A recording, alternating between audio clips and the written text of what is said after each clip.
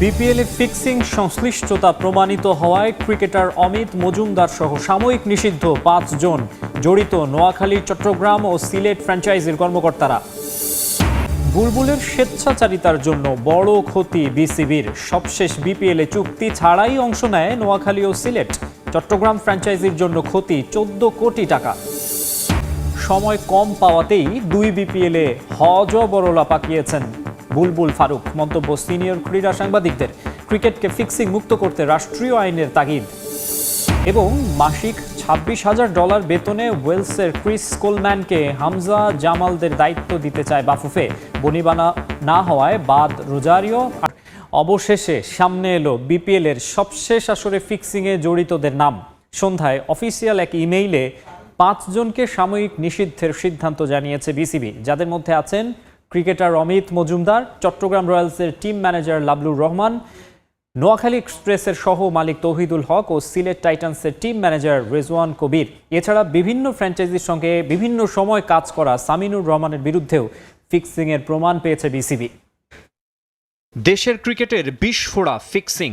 BPL cricketer তুলে আনতে যতটা না ভূমিকা রেখেছে, তার চেয়ে অনেক বেশি আলোচনায় থেকেছে ফিক্সিং ইস্যুতে। তারকা ক্রিকেটার কিংবা ফ্র্যাঞ্চাইজিগুলোর সম্পৃক্ততা কলুষিত করেছে দেশের ক্রিকেটকে। কিন্তু বেশিরভাগ সময়ই ফিক্সিং এর বিষয়গুলো ধামাচাপা দেওয়ার চেষ্টা করেছে বোর্ড। কিন্তু এবার ব্যতিক্রম। সবশেষ আসরে ম্যাচ গড়াপেটায় জড়িত ৫ জনের নাম প্রকাশ করেছে তামিম ইকবালের বোর্ড, যেখানে আছেন এক ক্রিকেটারও।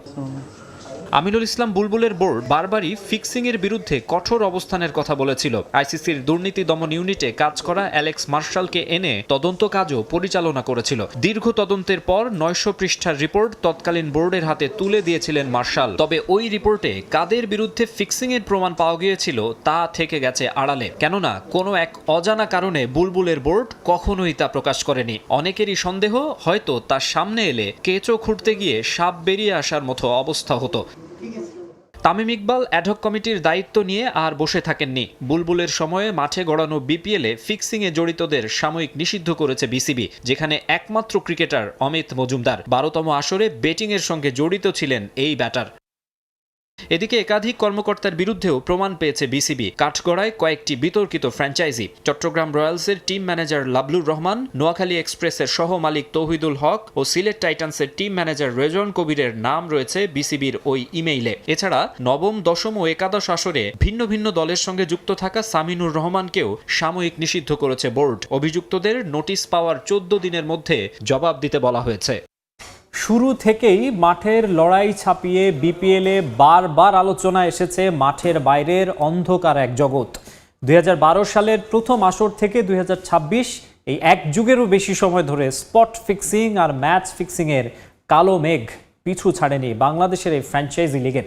সেই তালিকায় এবার যুক্ত হলো আরও নতুন কিছু নাম।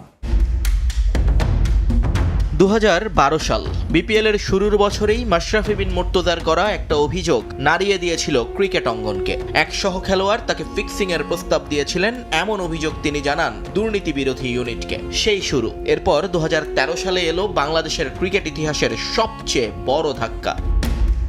সাবেক অধিনায়ক মোহাম্মদ আশরাফুলের স্বীকারোক্তি এবং তার শুরুতে ৮ বছর, পরে যা কমে হয়েছিল ৫ বছরের নিষেধাজ্ঞা বিপিএল এর ইতিহাসে এক কলঙ্কিত অধ্যায় হয়ে আছে। লু ভিনসেন্ট থেকে কৌশল লোকোয়ারিচ্চি, বিদেশি তারকারাও রেহাই পাননি দুর্নীতির সেই করাল গ্রাস থেকে। বিভিন্ন মেয়াদে নিষিদ্ধ করা হয়েছিল তাদেরও। নিষিদ্ধ হয়েছিল ঢাকা গ্ল্যাডিয়েটর্সের কর্মকর্তারাও।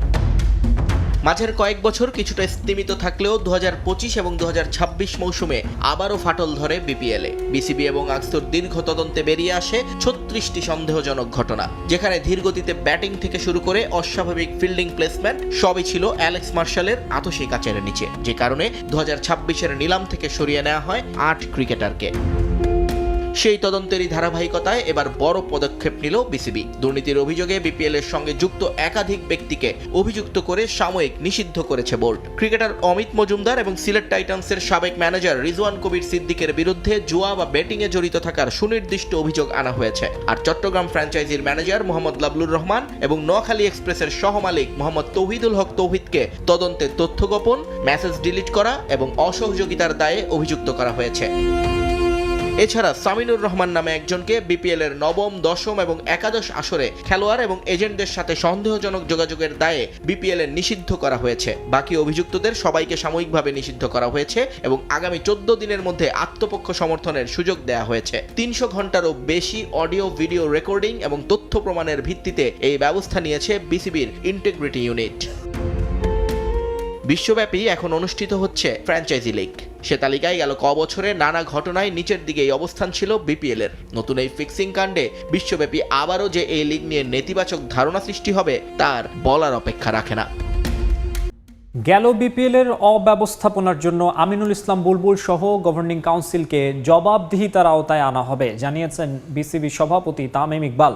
ইন্টিগ্রিটি ইউনিটের বাধার পরও প্রভাব খাটিয়ে ফ্র্যাঞ্চাইজি দেয়া, বোর্ডের সঙ্গে চুক্তি ছাড়াই দল পরিচালনা সহ নানা অনিয়মের অভিযোগ তুলেছে বর্তমান বোর্ড।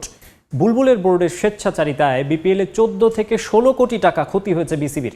ভালো ফ্র্যাঞ্চাইজি না পেলে আগামীতে বিপিএল না আয়োজনের পক্ষে তামিম ইকবাল।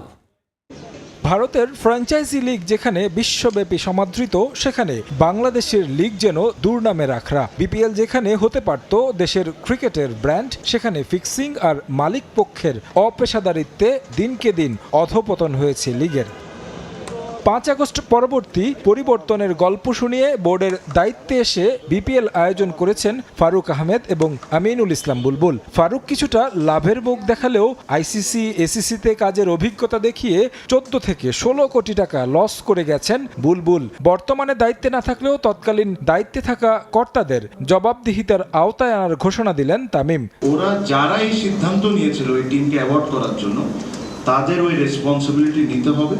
আর রেসপন্সিবিলিটি সহ আমরা ওটার জন্য যা করার দরকার আমরা তা করব। বিকজ আজকে আমি যদি একটা ফ্র্যাঞ্চাইজকে, যেখানে আমার নিয়ম আছে 10 কোটি টাকা ব্যাংক গ্যারান্টি দিতে হবে, আমি ওই জিনিসটা না মেনে তাকে 2 কোটি টাকা ব্যাংক গ্যারান্টির নিয়ে পুরো টিমটা ওকে দিয়ে দেওয়ার পর সে এন্ড অফ দ্য ডে প্লেয়ারদের পেমেন্ট করছে না, আমি যদি এই লিবার্টিটা পাই, আমি তো জানি যে এটা আমি করব আর বিসিবি পে করবে। হি has to be accountable because উনি কোন রিজনসে 10 কোটি টাকার জায়গায় 3 কোটি টাকা নিয়েছেন, বা একটা লোকরে নিষেধ করেছে যে একে টিম না দিতে, তাকে কি কারণে টিম দিয়েছেন। He has to be accountable, he has to answer all of this. ওটা আমরা বোর্ডের ওয়েতেও প্রশ্নবিদ্ধ করতে পারি, আইনগতভাবে এটা this is something that we need to discuss and go forward. এমন ক্ষতির মুখে পড়ার বড় কারণ ফ্র্যাঞ্চাইজি দেওয়ার আগে পেশাদারিত্ব বজায় না রাখা। যে নিয়ম বিসিবি করেছে সে নিয়মই ভঙ্গ করেছে তৎকালীন বোর্ড।